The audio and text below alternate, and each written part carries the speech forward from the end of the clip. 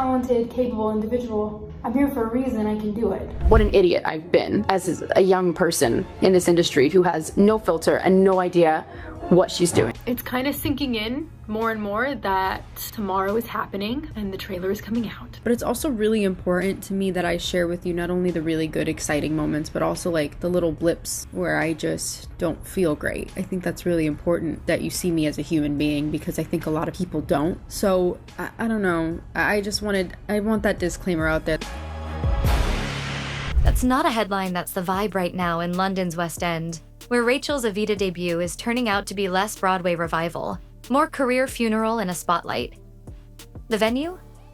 The legendary London Palladium. The buzz? Practically white noise. Entire rows of seats are emptier than a Netflix rom-com plot, and tickets are being hawked for £29.50 aka the same price as a large Diet Coke at Heathrow. Still, nobody's biting. And Zegler's team? They're not sweating ticket sales, they're busy blaming the boogeyman. Online trolls. Please? For which movie? No, I've been getting a lot of questions about, like, how do I feel?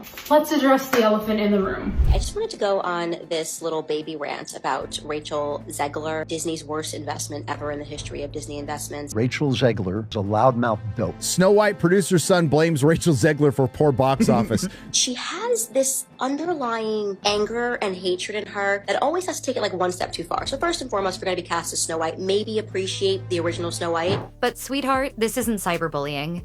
This is customer feedback in real time. The problem isn't a hate campaign, it's a ghost town. Let's rewind the projector. Rachel Zegler's Hollywood launch had all the sparkle of a Disney origin story. Spielberg himself plucked her from obscurity to headline West Side Story. She was supposed to be the next big thing. Instead, box office flop. That film crashed so hard the musical numbers got buried in the wreckage. But did that stop the hype train? Of course not. Disney, in their infinite delusion, gave her Snow White a reboot of a beloved classic. Slam dunk, right? Wrong. Not gonna be saved by the prince, and she's not gonna be dreaming about true love. God forbid a woman dream about true love. We're all just sitting around here, oh, maybe I could be president one day. I hate men, I just want to be president. Great, okay? It's great. I'm honored. I don't know why I sound so angry right now. I'm honored. Am I a psychopath? Instead of winning hearts, Zegler basically called the original story creepy, dusty, and borderline offensive. A princess with no charm bashing the concept of true love? That's like Elsa saying, screw it, I'm buying a space heater. She didn't just throw shade at the original, she eclipsed it. And when fans pushed back, Zegler doubled down. Suddenly, she was the anti-princess in a war against dated storytelling while cashing a check from the very studio that made its billions off fairy tales. Spoiler alert. You don't get to be the face of a classic reboot and trash the franchise in the same breath. That's not feminism, that's flopping with flair. So now, here we are. A new stage, a new city, a new disaster brewing. The Evita posters are up, but the vibe is off. There's no cast camaraderie, no behind-the-scenes rehearsal montages, not even a measly, can't wait for opening night from her co-stars. The silence is louder than a spotlight drop. Theater circles are whispering, and when stagehands talk, you listen. Rumor has it, backstage on Evita feels like a funeral with choreography. No buzz, no chemistry. Just anxious sighs and blocked calendar invites. And the industry? Oh, they've read the room. Casting directors have quietly started using the phrase brand risk. Her name's been removed from a few projects gently with a soft little scheduling conflict excuse.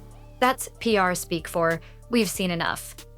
Even her fans, the stans who once spammed Queen under every post, have gone full ghost. Fandoms don't usually quit cold turkey, but when they do, it's because they've lost the plot. You know the fall-off is real when the fan edits dry up. Meanwhile, Hollywood is playing the long game, reworking press schedules to keep her mic time minimal, shoving her into ensemble interviews, and hoping nobody asks the questions. The ones about Snow White about that West Side fumble, about why Evita looks like it's headed for obituary status. Let's be clear, Zegler is not being canceled. Cancel culture is loud. This is quiet. This is the kind of slow fade you don't even notice until you realize you haven't heard her name in months. It's the entertainment version of ghosting. No statements, no drama, just vacancy. And what's Rachel doing? Dropping cryptic wisdom on Instagram like she's the misunderstood prophet of Gen Z stardom. Sis, no one's silencing you. They're just not interested anymore. This isn't some tragic tale of a starlet undone by trolls. It's a masterclass in self-sabotage. She had the roles, the press, the power, and fumbled it by forgetting the cardinal rule of fame. Don't insult the people buying tickets. You can call Snow White old-fashioned. You can even critique the prince. But the moment you start throwing poisoned apples at the audience, they stop clapping. Now, industry whispers suggest the comeback strategy is in motion, humble roles, ensemble casts, maybe a redemption arc if she plays her cards right.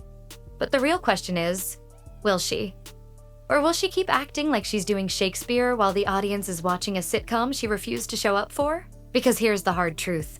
Zegler's biggest enemy isn't trolls or critics or tabloids, it's apathy. And in showbiz, apathy is fatal. No box office to hide behind. No Netflix trending boost. Just a stage, a spotlight, and rows of unclaimed chairs. It's giving Ghost Town with a fog machine. Theater doesn't care about your follower count. It doesn't care how many times your name trended or whether you got tagged in a viral TikTok. Theater is brutal. It's sacred, and it's real. No editing room, no green screen, no PR spin.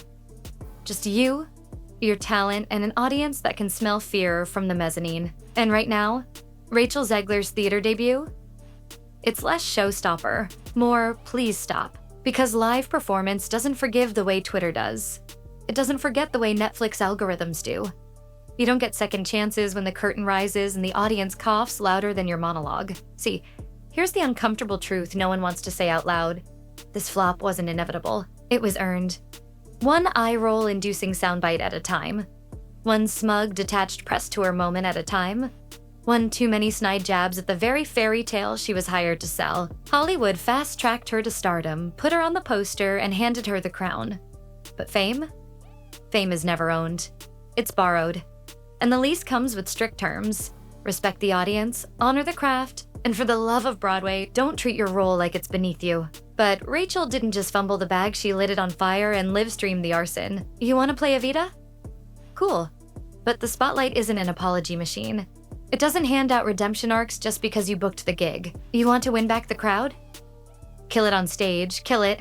Because in theater, the sins don't matter if the performance saves you. But if you bomb, that's your legacy. And right now, Rachel Zegler's legacy isn't rising star. It's exit stage left. This was supposed to be her triumphant comeback. A chance to remind the world that behind the controversy was a voice, a presence, a real performer. But instead, it's giving dress rehearsal energy at full ticket prices. And unless Evita pulls off a miracle like Jesus rises during intermission kind of miracle, this won't be a redemption arc. It'll be the closing chapter. Because fairy tales have been around longer than any actress. They've outlived scandals, studio flops, and the death of DVD extras. What they don't tolerate? Arrogance dressed as wokeness. Don't pick fights with fairy tales. They've outlived better stars than you. Rachel didn't just burn a bridge. She flamethrowered the whole theater. The stage, the curtains, the box office, even the popcorn stand in the lobby. And the theater? It's moving on. One sold-out show without her at a time.